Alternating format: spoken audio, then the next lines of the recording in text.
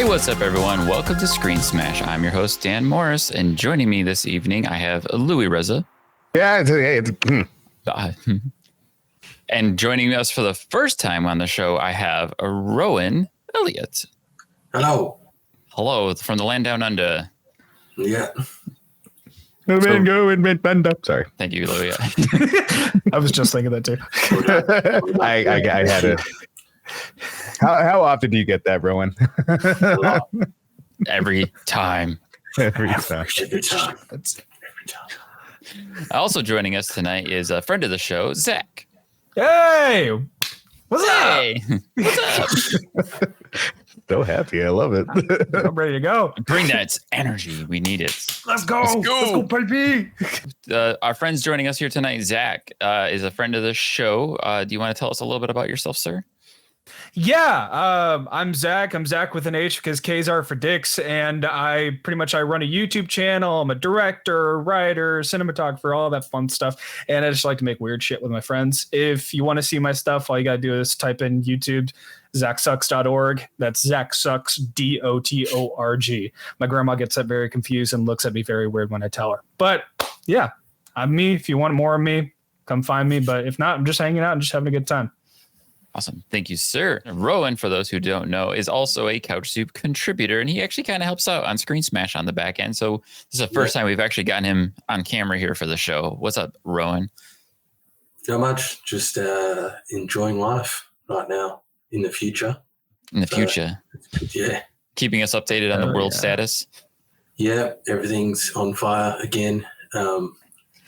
Comet raining down from the sky. So enjoy. Super volcanoes.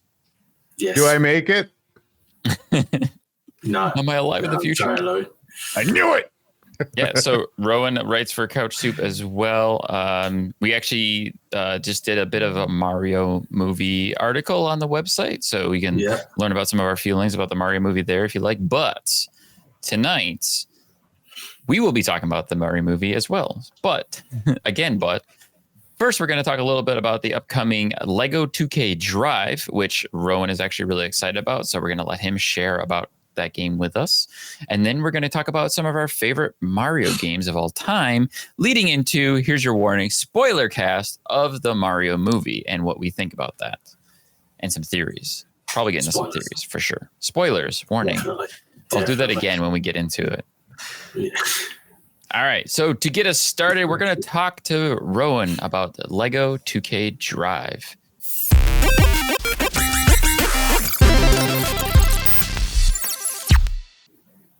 Tell us all about it, Rohan. Okay, Dan.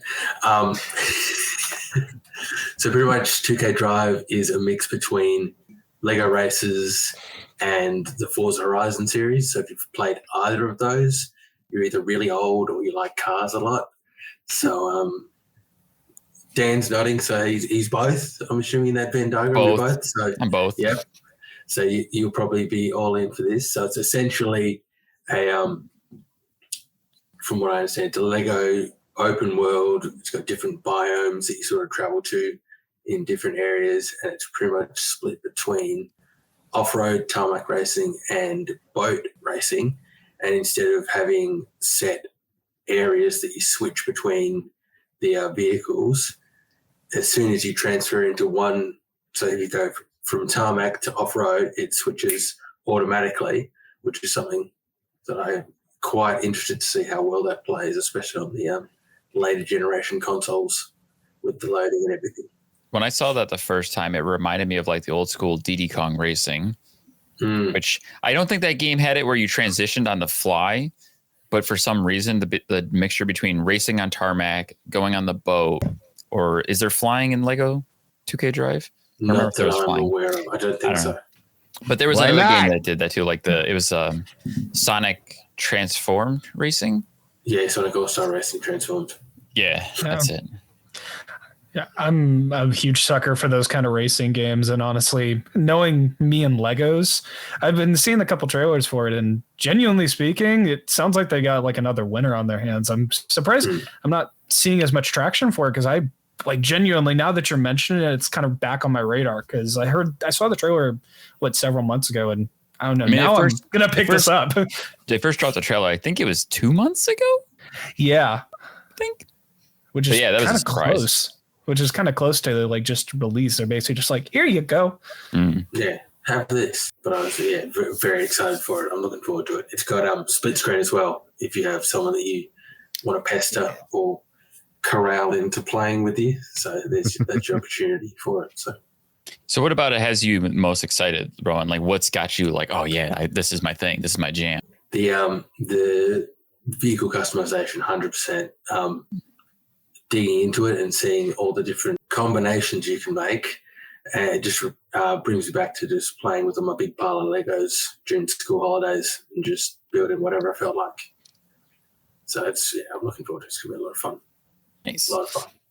Yeah, I watched, I think it was IGN's deep dive that they did on the game, and they were explaining how like the gameplay looks and feels. And I'm like, wow, it looks like Forza Horizon, but a little bit more arcadey, a little bit more Mario Karty. And I'm like, okay, this just looks fun. And the fact that it's open world and they're going to kind of do the same thing Horizon did, where there's really no limits to where and how you can drive. It just looks super satisfying to drive around the world and smash through things, and they just burst into Lego bits. And you get that classic Lego like crumble sound. So yeah, like I'm looking forward to that because I think it'll be super satisfying. I love that it's gonna have like really goofy, the typical Lego writing, like really goofy, stupid writing, and like characters having like almost too on the nose stupid names for the characters. And that's definitely a game that's on my radar, and I'm looking forward to getting my hands on. I'm not typically big with racing games unless I'm playing with other people. It's just way more fun to bitch. I love doing that kind of stuff, but I just on my own, there's nobody like I get the pattern down. I figure out the exact route that I need, and then I just do that over and over again. I'm like, I won. But if I'm with other people, or like we're like messing with each other's control, so I'm really happy to hear that it's split screen, because a lot of my buddies, we come here to my place and I'll put up like 20 different TVs because I'm rich. And then we just go at it and we're just talking shit to each other, putting on, hardcore metal music because we're manly men. No, we listen to Billie Eilish and shit. So, I feel like you and I need to play some like Crash Team Racing or something now, Louis. So oh my God. And listen to you screaming your face off at me and just like I'm having flashbacks to other times we played games before, and you're just like, Dan, wow.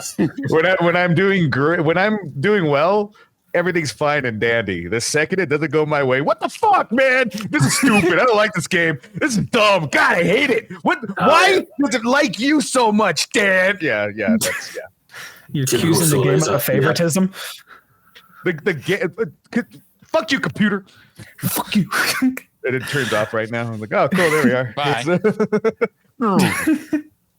That's where it all started. That's why. Yeah, I don't know why the machines rise up. Yep. I don't know why it hates me so much. The only thing I'm upset about now is the Lego 2K Drive is coming so soon, because it's coming late May, right? Like it's May 24th. May 19th. 19th. Thank you, Rohan. Somebody did their job. Somebody did their homework. I didn't bother. But yeah, it's too soon in the schedule right now, because that's hot on the heels of like Zelda dropping on the 12th. Jedi is coming out next week, and it's like, okay, I'm going to try to find some time to play this game. Hopefully I'll get to play with some friends. I think it'll be a good time. And I'm actually looking forward to, I have a friend who's worked on the game. She's a developer over in like the 2K Realm Studios that's been developing the game. And I'm hoping she's going to come on the show. And you're going to listen to this. I know you are. Come on the show. Talk to us. Anyways, moving on. I just want to point one thing out really quickly. As soon as you said somebody did their homework, everything in my body was like, oh shit. Wait, don't do that. Don't do that. Flashbacks, like, man. Don't do that. Your body temperature just skyrockets and all your orifices clenched. I'm just like seething while looking at Rohan. Like, you had to remind the teacher. You had you're the Teacher, what about our Rohan's that guy. We all hate him. We all love him. The straight A student. Hey, I'm just somebody's got to struggling. do it. Somebody's got to do it. Somebody's got to be the asshole, but it's okay. He's proud of his work. Yeah, he's proud of his work, and he should be. It's a vital function. Everyone's got to do it. Everyone's got to use it. Lego is an important part of all of our lives, and I guess we got to be reminded. Hey, all just being said, but like just saying the Lego, the kart races, and all that. I'm so excited for that now. Just because you brought that on my radar, I'm thinking about just pre-ordering that just because I mean, I've been itching to play something kart related that isn't Mario Kart. If I'm being honest, we'll talk about that. But it's me. But Lego, dude, thank you for putting that on my radar. I'm so pumped. I'm so ready. Absolutely. Yes. Excellent. So moving on, we're gonna get talking about Mario. Wow. Before we talk about the Mario movie, we're going to talk about the Mario games.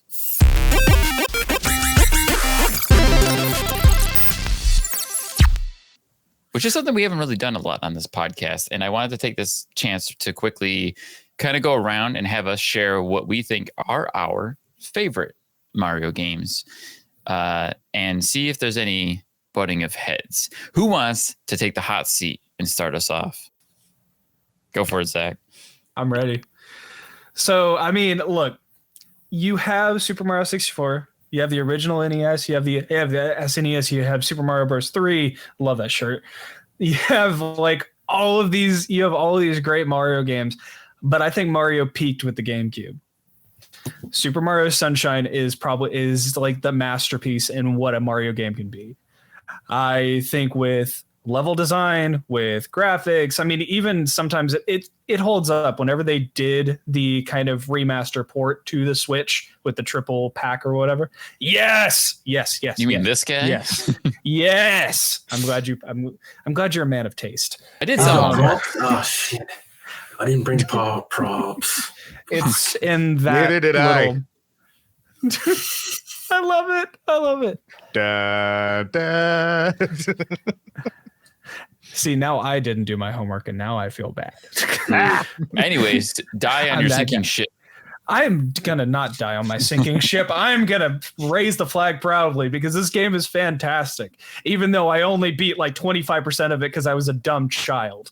But with that being said, it's just for me personally, trying to the satisfaction of jumping into that volcano and just kind of jumping across and platforming and getting there. And as somebody who struggled with platforming games as a kid, to tell you that I got addicted to that was just, it made me as a kid just kind of grow as I kind of got better and better and better at it. And whenever I went back as a 22-year-old adult, it held up. It continuously held up. And whenever I go back to 64, as much as I love it, I don't think it holds up nearly as much as it could have. And Galaxy is kind of vice versa. I think Galaxy is kind of almost a niche property because it's so much on the Wii. And I think just those motion controls themselves, while they work, I think just Sunshine really had just the best. And also the water jetpack. I mean, come on, you don't get much satisfaction. Maybe I'm just too much of a clean freak. But I'll tell you what, cleaning up the island, making it look good, getting water and having a little jetpack. I'm sorry, Mario and jetpacks. I wanted to Where talk can on. you go wrong? I want to piggyback on that quick because Nintendo definitely had a fascination with backpacks on the GameCube because you had Mario Sunshine with the water tank, and you had Luigi's Mansion with the vacuum cleaner thing. Both of those games scratched all of my OCD itches multiple ways from Sunday because I could not leave a room in Luigi's Mansion without vacuuming up every inch of dirt in those rooms. Absolutely. Massive OCD fix. Yeah. Well, and I wish I adopted those, properties growing up because it's not as fun doing it in real life. No, it's not. And I'll tell you, what's a great way to start your Mario game or to subvert expectations? Put Mario on trial. Why not? Crash land an airplane, have a good time, and just get a jetpack that cleans the island and shoots things down. And also, I'll tell you what, even as a kid as well, the figure that's come as, I can't remember the exact name of kind of the villainous Mario that we have there. But this thing is just kind of clear Giga Mario, something like that. That for some reason, that was the creepiest thing as a kid. And it holds up. it's just a fantastic game. And through, as I kind of just continuously go back and play it, it holds up. It was the game of my childhood. And as much as I've played New Super Mario Bros., as much as I have played, all of the other ones, Mario Kart, Super Smash Bros., I mean, if we can even call that, it just holds up. It makes sense as a Mario game. And I think truly with mechanics, with graphics, you can't really call a Mario game for voice acting. What do you can hear? Oh, like that. Oh, or the sounds like keep the breaking my Koopas, heart. just like the yeah, exactly. Or oh, he went full tilt. But yeah. Mario is just for Super Mario Sunshine. That was just the game of my childhood, and I will live on that and live and die on that hill. That is the greatest Mario game ever put to any game console whatsoever. All right. Anyone have a rebuttal? Yes, very much so. Let's go. Oh, he came in confident with that. Oh shit! Yeah, I've been holding back. I'm going to park my hill right next to yours because I agree that the GameCube was the best era for the Mario games, where I'm going to sort of slightly shift focus from gameplay and graphics and all that. Show me what you got.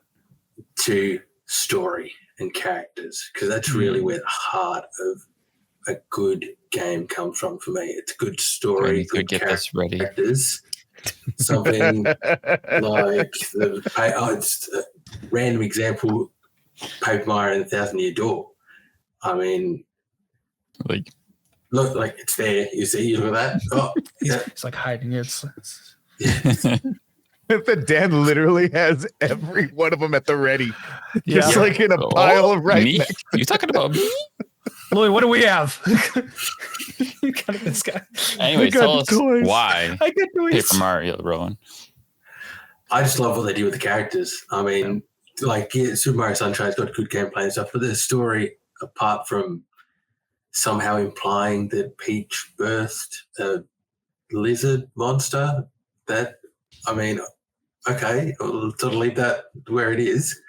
But apart from that, the story is just the standard sort of defeat the evil, save the princess, that sort of stuff. I've seen it before. 1,000-Year Door, you get to see Mario become a wrestler, solve Agatha Christie mysteries. You get to see Luigi in some sort of a lot more depth than we get from the main games. And we get to see another side of Bowser that we don't often see. So, there's just a lot more depth and nuance added to these characters that we just don't get with the other Mario games. And the Super Paper Mario and the later Paper Mario games sort of went off the rails into crazy land. Like there's no saving it. But 1,000-Year Door is the pinnacle for me. I don't know what was up with Nintendo during that time frame, because not only did they make Paper Mario, which has hysterical writing, but they also did Mario and Luigi on the DS, which also had hysterical writing. It's also another great Mario RPG game that has just the most bonkers writing and some of my most favorite lines that didn't make any sense. And I'm like, I don't know what these characters are saying or why, but it's hysterical. The best. All y'all bitches. Let me educate. Let me culturize. Let me carterize. I don't know what I'm saying. Luigi's Mansion. I've actually never played it. No, sorry. Okay. Ocarina of Time. Obviously. If we're going to go one for one. No. I honestly, it kind of hurts me to hear you guys talk shit about it. I loved Galaxy. It's the most fun. So Rohan, I hear what you're saying, and I am absolutely 1,000,000,000%. Yeah, I know. I'm giving Zach a heart attack. That rhymed. I am 100% on board with anything with the story, but I never played it, so I don't know. And I haven't played a lot of Mario games because I start playing them and they're so big and they're so grand and they're wonderful, but I never beat them. I've never beat 64. I've seen it beaten. I know how it goes. I just haven't beat it because I'm one of those guys that has to do everything.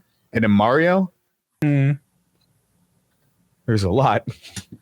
So I don't traditionally end up finishing Mario games. Like I'm having a little bit of a hard time with Odyssey, even though I love every second of it. I only love it while I'm playing it. And then I kind of forget about it. And then because every level is 12 hours long. And oh, Jesus Christ. And there's 20 stars. It tells you there's 5. And then you get all 5. And then there's another one over here. And then it keeps on going. And I'm like, you fucking lied to me.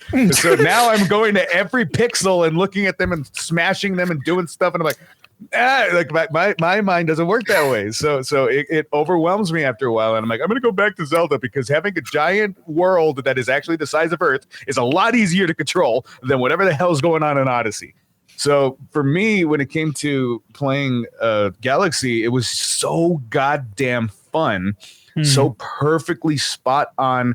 Turn off your mind. I don't care. Like, I love Rosalina, but I don't really care about her. I don't really care about the Lumas.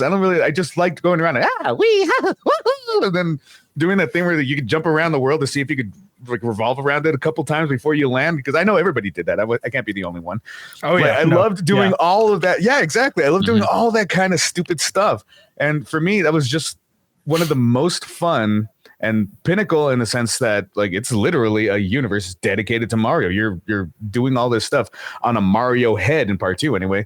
Like I love that kind of feature. And it reminded me of like Mario World, where again I could just kind of turn off my mind, go do stuff for a while, and then come back to it later. And I never really had to remember how to play the game.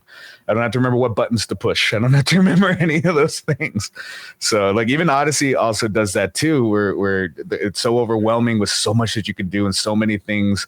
And I forget which hat does what and how many I can turn into, and then do a with them and jump. And I don't know.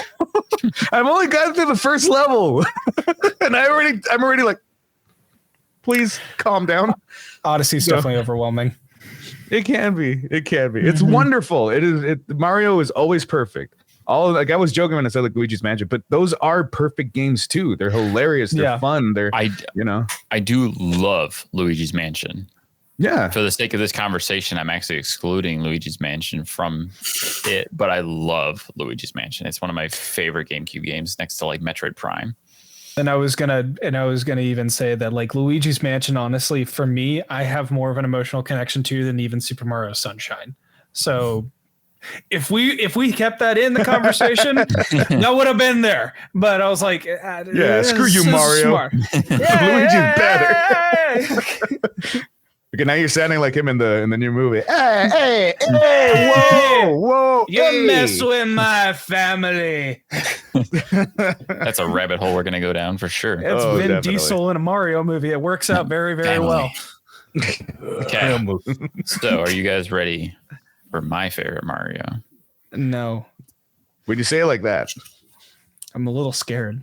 Yeah, I would be concerned. Did I say Mario movie? Mario game. I think I might have missed it. Mario only got the 2. Your favorite Mario. My favorite Mario game is Super Mario World. Okay. Super Mario World, for me, A, is nostalgic because I grew up playing the game on the Super Nintendo.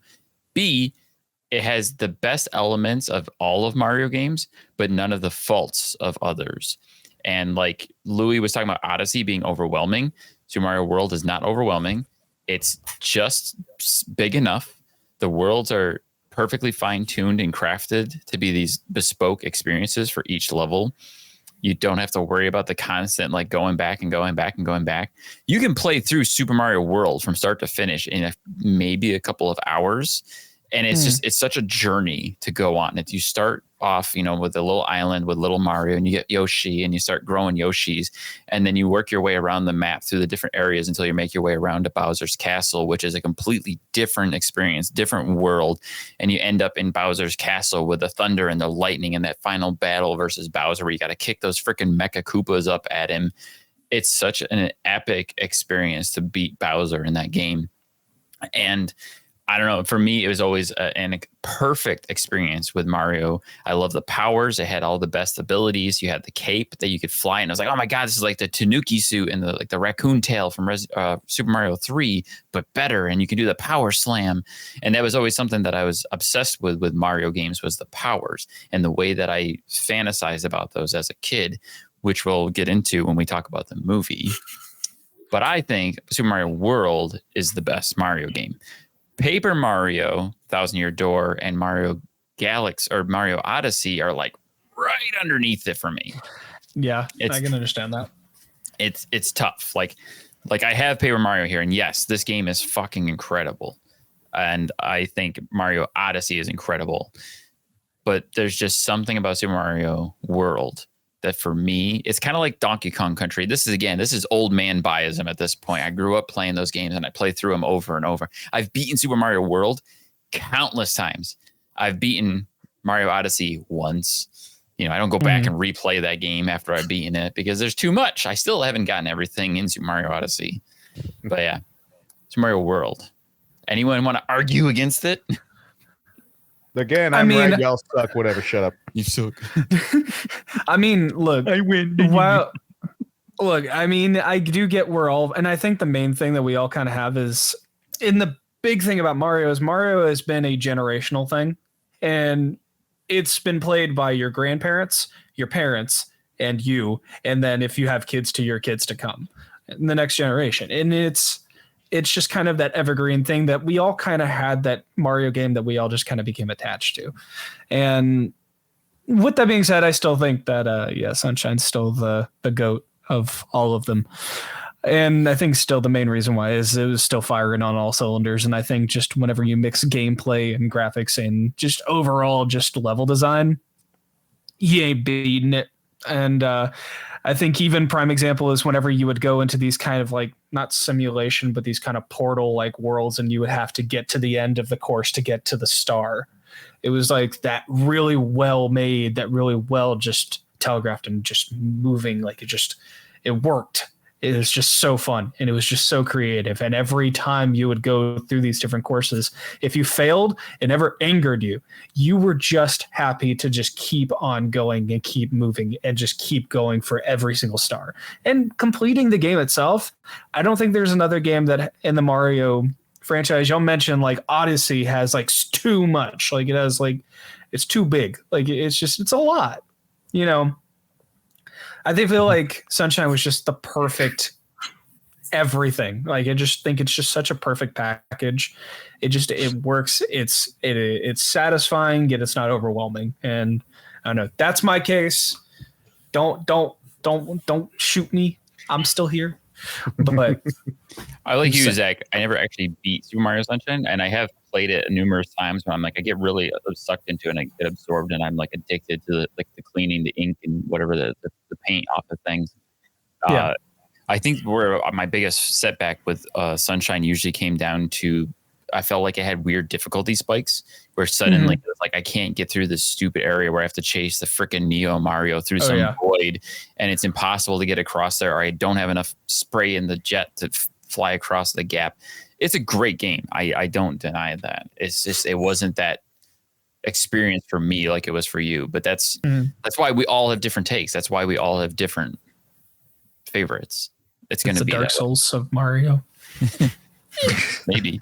Could be. I don't know, because for me, we've talked about this before. I am not the biggest fan of the Souls-like genre. I know it just alienated like half the audience because it's like everyone and their grandmother is like obsessed with Souls-like. It's a 50-50 take, I think. Yeah. Well, I'm on record and this show for not liking them, so I got you. Thank you. I appreciate it. We're part of the cult. We're part of the cause. Let's rally more troops. Bad for your heart rate. So, but no, that's what I mean. But the thing about Super Mario Sunshine is I feel like even whenever you figure it out, because you do mention the difficulty spikes, and part of like one is whenever you do get into that volcano and you're like going over the lava and you're trying to go from platform to platform to get to the end just to get the star. If I remember correctly, it's been years, at least since then. So at least I played it. But like, I remember that in my mind was the cutoff point as a kid. And maybe I don't know. It kind of left, I guess, an entry point for me to come back to it whenever I was older. I don't know. I guess I kind of grew up with the game and I just got better at it as I got kind of older and just started to kind of, I don't know, care a little bit more whenever I played video games. But I don't know. It's just one of those games that I think just whenever we look at Mario games from the past, whether you look at the OG, whether you look at the N64 and just all throughout the Nintendo's lifespan, I think it's the one constant that has continuously aged well. It doesn't age. It looks great. It's the Jennifer Aniston of Mario games. Just ages like fine wine. You've contradicted yourself. You said it doesn't age, and then it ages like fine wine. So which one is it? You got a point. You got a point. Rowan's calling you out. Looks great though. Rowan also edits. If you can't tell, my inconsistency. Come on. Nah. The man who looks into stories as much as Rowan. You can't do that. No. Culture. Just so you know, you've just refuted yourself. Court dismissed. I love it. Now I'm nervous. I'm not going to say anything else because he's going to catch me. He's going to know I lie. Hey, look. If you're more than welcome to try to refute me on my my statement, but I don't know. You shall not pass. I'm gonna Gandalf this bitch. I'm here. Let's go. I definitely want to revisit Sunshine. I did dabble in it a little bit with the Switch version, and it's something that I want to try to take the time to actually play through it and beat it because I do enjoy the experience. You got to love the bright, shiny joyfulness of the majority of the tone of the game. But anyways, moving us along, right before we jump into it, anyone listening to this show, please, let us know what's your favorite Mario game. Do you agree with us? Do you have other takes? Tell us why. Let us know. Now we're going to move on to the spoiler alert.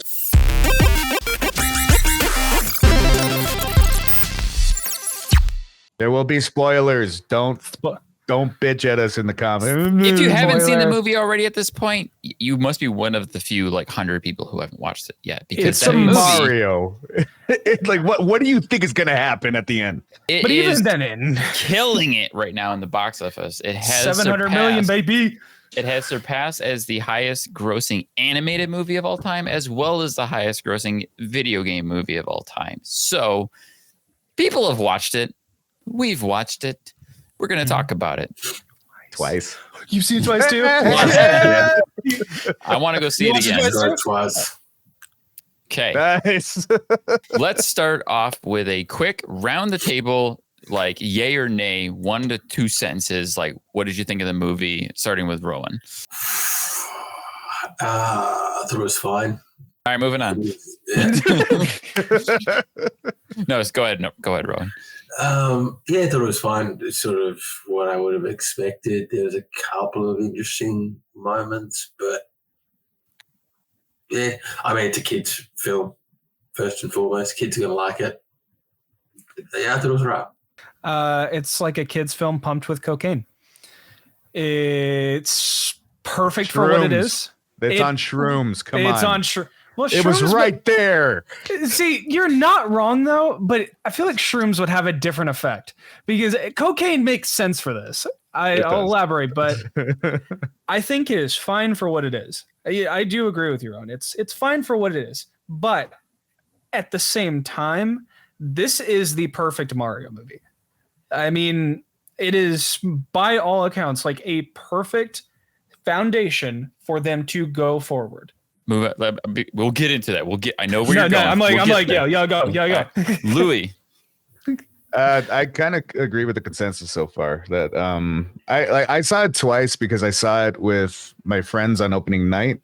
It was his birthday and we all got drunk.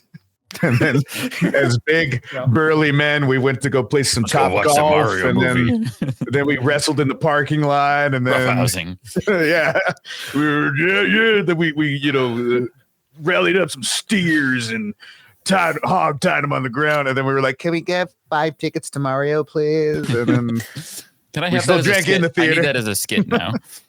Oh my God, I will absolutely do that. Feel the turtle shell. Yeah. so we saw it that night. So I didn't exactly watch it. I was just laughing at, what a ringing endorsement. Yeah, I didn't know, right? watch the movie. Well, okay. A couple days later, my niece, she wanted everybody to come watch it with her. So we all went again. And I went again. And so that's how I saw it twice. And I'm like, oh, sober. Okay, I can see. Now I know what I watched. And yeah, it's a kid's movie. I mean, you can argue that so is Puss in Boots, and that movie is one of my favorite movies of the year. It is it nailed everything. It got perfect metaphors. It was not just a kid's movie. It was perfect for adults too. But Mario, what I felt that they did, what I learned was that they hit the nostalgia points for the adults. And then they hit the funny, quirky woohoo for the kids. So in that sense, it was perfect. And exactly like what you're saying, Zach, a perfect jumping off point to introduce so many elements to this vast world so that in future installments, they don't have to put too much into it. The only thing I wish that they could have done is stop. Luigi is a character too, please. Please, I need more Luigi. God. We'll get there. I want the next movie. I'm not even joking. I want the next movie to actually just be Luigi's Mansion. Like, that would be a huge surprise. We'll get there. Yeah. I think that would be the best surprise is to take Mario out for part 2. So going off all three of you guys here, I've actually, in this time frame, I have changed what I was going to say because as the three of you are talking, I can't help but latch on to the fact that all of you went out of your way to mention it's a kid's movie. And to me, it's like, well, first of all, duh. Second of all, is that a problem? No. Because here's my thing. It might be a kid's movie, but you know what that movie did for me perfectly? It sang and shone on my inner child. My inner child was inside my mind, squealing with joy and delight that entire time. I forgot that I was an old man for an hour and a half. I spent an hour and a half remembering what it felt like to be a child playing Super Mario 3 and Super Mario World and Super Mario 64. And for that hour and a half, I lost myself in this experience of being transported to the Mushroom Kingdom, learning how to platform, learning how to take out enemies by jumping on them, learning how to use fire flowers and tanuki suits and cat suits. I don't think the movie was perfect by any means, but it did exactly what I needed it to do without knowing it going into it. Yeah, I want to jump off your point there. Like that's why I mentioned like Puss in Boots, because that by any standard is a great perfect film. And that's also why I was mentioning that like for the nostalgia points for the adults, that's what I meant. Is that you're right. Everything that I saw, when I saw Rainbow Road, I actually almost teared up for half a second. I was like, yay! Like I didn't know they were going to do a cart. Because again, I don't watch previews, so I didn't see that part of it. So there's little things that absolutely did sing out to me. But I do want to, based on what you were saying too, I do want to pull back from what I said. I'm trying to change the narrative as well, just because of what happened at the last Oscars. We should not be referring to these things any longer as kids movies. We need to start to refer to them as family films. That it's now. I don't think that we have many movies that are made for kids unless it's like a movie with Teletubbies or something like that. This is a family film that the whole family could enjoy, because if you really think about it, when he's getting his ass handed to himself at the end, not very kid friendly. He even like has a broken arm and shit. And I'm like, yeah. Oh, okay. Yeah. Here's a differentiator for you right off the bat. Recently, our daughter was watching one of the Trolls movies or shows. I could not connect with that in any way, shape, or form. That to me was 100%. This is for kids. There's nothing here that speaks to me as an adult. So there's a clear difference there between what is a kid's movie or program to a family film, to add that distinction there. Yeah. Thanks for catching me on that. No, and I just piggybacking on that though. However, I will contradict you a little bit on at least the kid thing. And the main reason why with that is because I love that you mentioned Puss in Boots. Puss in Boots is a prime example of this. Puss in Boots is a family film. Pixar specializes in this too. They don't make kids movies. They make films for the entire family. They make films that will connect with you as an adult. They'll make movies that connect with you as a kid. the difference between, let's say a Puss in Boots or an Inside Out and like, etc. versus the Mario movie is doing two things. It is appealing to a broad audience because of its appeal as an IP. But it's also making a movie that is going to be perfect for a younger audience, because the problem that I personally had with the film is that I wasn't able to emotionally attach myself to the characters. Now, I had to really think about that and step away from it whenever I watched, because I was like, do I want to be a snobby film critic and be like, oh, well, there's no story in the Mario movie? And I'm like, there's a story. It's flimsy, but it's a story.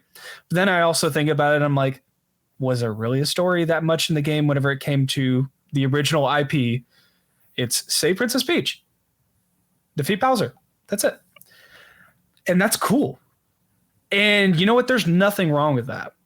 There's nothing wrong with it being a simple and effective story. Best thing about this movie, it is 90 minutes. You are in, you are out. The problem that I had on my first viewing is I was so taken aback at just how fast the movie was going. Very true. That's why I made the cocaine reference, because literally it is just quick. It's like they're literally like, it seemed like the conversation that I had with Cranky Kong was literally like maybe 2 minutes. 2 minutes. And then we're fighting Donkey Kong. That fight lasts like 3 minutes. And then we're building carts. And then just vice versa. And then we're going. And then we're on the Rainbow Road. The Rainbow Road sequence, one of the centerpieces of the film. 4 to 5 minutes. I kind of wish the main thing that, and the biggest issue that I had with the film was I just wish they let it breathe. I wish they would let the jokes hit a little harder. I wish that they would kind of make it, instead of being like, we just need to make it so fast paced because we feel like our audience is ADD, which we all kind of are. Hi. Me too. Instead of making it fast paced and like so just balls to the wall, we need to cover so much. I could have took it being also another 10 minutes or so to kind of just flesh it out. Not even flesh out the characters, just make the jokes hit a lot harder. One of the best things in this movie is the little star. Luma. It's like, death the depressing is the sweet, Luna. The death is a sweet release. That my favorite character. Me too. It's the physical embodiment of me right now. It's literally just so perfect. That's what I mean. That joke had setup and impact. That's kind of what and I mean. Payoff. Yeah. And payoff. Well, they hit it threefold too. Exactly. They set it up, they pay it off, and then they rebuild it back up again. That's so perfect. And that's kind of what I mean is it is definitely a kids movie whenever the way you make a standard kids movie. You light story, focus on the big visuals, and luckily enough, the big visuals that they're showing is Mario IP, and it hits home. It feels good. It feels great to see Rainbow Road realized on screen, to see these carts whenever Toad comes in with this big old monster truck. I'm like, yeah, that's me playing Toad, building my giant ass monster truck just because I want to. Why not? It's just amazing. And it makes sense for what it is. And the critics that are harshly going at this movie for no reason, just doesn't make any sense. It's a movie. It is a literal kids movie, but made for a broad audience because of the IP. And if we're going to make a foundation that's going to lead a franchise into what I'm calling the NCU, Nintendo Cinematic Universe, if this is the foundation that they set for themselves and this is the quality that we're going to get, maybe we get maybe I'm asking for a better script, but the bones are there and they have something truly special on their hands, and they're going to change the industry with just this. I want to say that you're arguing that the movie's a little too short, and I agree. To me, it's too short because it leaves me wanting more because I didn't get enough. And it's like I was worried going into it that it was only an hour and a half, but they give you so much in that hour and a half because of the fast pacing. But they set so much foundation for future movies and future experiences that I'm like, ooh, they could do this. I'm going to pull back on that for a second because I want us to actually get into some theories and ideas for future movies. But I want to get Rowan a chance to go off of what you were just saying. Yeah. I want to hear Rowan's side of things too again because he didn't get a voice yet. Tell me why I'm wrong. Tell him why I'm right. No. Why is it just fine? I agree. Rowan? Why? Come on. I think it's just I like the story's pretty, again, like it's like you said, it's a foundation. The bones are there, and it feels like they're building up to something. But we don't need this. Not every single intellectual property needs to have a cinematic universe. Like, can't we just have like a nice, self-contained story? Not if you want a Metroid movie one day. That's kind of where my brain's at too. I don't. Like, I've got the Metroid games, so that's Star enough. Fox. Yeah, we got the games for that. We've got enough games with the story that we can just appreciate as games. We don't need movies to then come on. Tell that to the people making The Last of Us live action adaptation. Tell that to the people making other video game movies that we don't need. I agree with Rohan on this one. And what I'm going to say is there are certain properties that I think cannot translate well into film. For example, look at Doom. The reason why Doom is so perfect as a video game is because you literally embody it's a power fantasy. Right. You embody a single guy who can literally rip and tear the entirety of hell with his bare fucking hands. And if you translate that into a movie, now I'm not in control of the power. Now I'm watching somebody else just do it. It's like, which is cool. Like that's what we get with John Wick, but John Wick is like, it started as John Wick, it ends as John Wick. That's all that John Wick will ever be. Doom, I know what it is like to be Doomslayer. So if you put that in a film, the only people who are going to get anything out of it are the people who haven't played Doom, and the only people who are going to really watch it are the ones who play Doom. So it just kind of cancels itself out. And I think the same thing when I think of properties like Metroid. I think it would be a fantastic film. I think it would be better as a long episodic kind of venture, because there's way too much story, there's way too much background that you would have to get into it. But then you'd also be but look at what happened with Halo. You would unfortunately be putting lore into a perfect property that never really needed it in the first place. And so that's why I'm kind of like I agree that certain properties, and Mario just kind of translates to that, and I think that's pretty good. But I would say let's leave Mario fine. That's good. That one I disagree with you, Rohan. Mario I think would be a great intellectual property, but I do think that we can kind of, please don't ruin Metroid. Well, let's swing it back to Rowan to continue where he left off, because we kind of pulled it back from him. Yeah. I get what you mean with that. Like, because Mario is a very broad franchise, and everyone's got their own favorite games. We just display show. So I get that. Yeah, it'd be good because you can tell a whole bunch of different stories.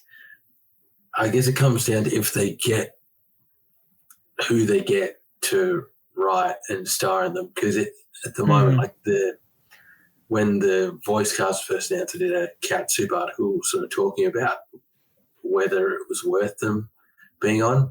And to be honest, apart from Jack Black as Bowser, I really enjoyed him, but everyone else was just kind of there doing stuff. Like, you could have swapped any of them in or swapped them all around. I probably wouldn't have noticed. That's fair.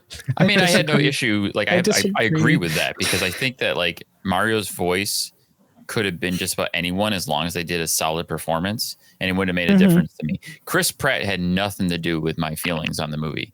Chris Pratt didn't draw me into the movie. I wasn't there because of Chris Pratt. I didn't come to see this movie. Some other people might come see it because Chris Pratt's in it, but not for me. So I agree on that front that's like, they didn't need all that, but Jack Black as Bowser, though, I think is pivotal to the whole experience. Yeah, he did crush it. He did. I mean, his song is literally, this is the only. Has nobody heard Master Explode? Anyway, are you talking about like Tenacious D and stuff like that? Yes. He's been an epic songwriter for the past 30 years, but now Peaches. Oh, he's the greatest thing. And it's well written, but it's really not that broad. And I'm kind of thinking to myself, that's the joke. The reason why y'all wanted to win. Yes, exactly. Yes. The reason why they want that to win Best Oscar for Academy or for Best Original Song is because it's the most recognizable one. But it's literally peaches, peaches, peaches, peaches. It's literally that. I love it. It's adorable. Yeah. It's funny for the movie. We're going to move on in like a month. We will forget this song by December. Maybe it'll become a meme again by December because of Academy voting. But sorry, that's a tangent. Continue. I keep saying that's the joke. But anyway, I'm going to end my little bit of it with this. Mario is very good. I loved it. It was great, as a matter of fact. But I still maintain Sonic was better. Both of them. Either of them. Way better because of story and because of acting and because of quality and because of what it meant. I think that Mario would not exist if Sonic didn't do as well as it did. That's my hot take. I'm done. As spicy as that take is, I agree wholeheartedly with you. And you know what's even funnier about these is they're very similar when it comes to at least just kind of, I think Sonic itself. The good thing about Sonic is Sonic has a story. Like the movie, like both movies actually have like stories that I actually really enjoyed and were invested in. Like I actually cared about Sonic and Tails, and I cared about Dr. Robotnik. Like Jim Carrey stomps Bowser. That, yeah. Jim Carrey stomps Jack Black's Bowser into the dirt whenever it comes performance wise. And I'm not even just talking about physical. I'm just talking about vocal, just kind of just creating that persona. That's my personal opinion. But I'm glad that you kind of brought up the Halo show. And that's one of those things where it's like for the first episode of the Halo show, I was there. The second episode of the Halo show is when it tanked. And it's because this is why video game properties have sucked. I am an avid Resident Evil fan. I have watched so many terrible adaptations from it that just go, eh. The reason why is because they're like, let's tell our own story and let's create our own characters and let's try to make it our own. And I'm like, yeah, fuck that. I want to see Chris Redfield. I want to see Leon S. Kennedy. Thank you. And that's kind of what I loved about Mario. It's kind of what I liked about Sonic too.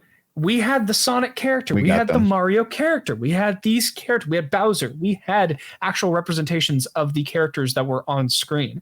Therefore, you can identify it as a Mario movie. You can identify it as a Sonic movie. It feels like an extension of the property instead of its own thing. I was like, I don't need my Mario movie to win Oscars. It was fun. It was exciting. And then kind of going to your franchise question or your franchise kind of thing is, I think that they really do have something on their hands with this. A buddy of mine and I were talking. He actually didn't even like the movie as much as I did, at least. And he was saying like, they didn't really follow the lore and the story and all that. I'm like, the lore of Mario. Mario's lore isn't that deep. I mean, if you he's go a plumber who waited to a Mushroom Kingdom. Done. But when I pried him about it, he kind of was just basically saying it's like they didn't really follow the whole journey aspect of it. Like where he essentially Princess Peach gets kidnapped and he has to go through these different worlds and these different boss fights to really try to do it. The only big boss fight that they had in the movie was Donkey Kong. And then Bowser.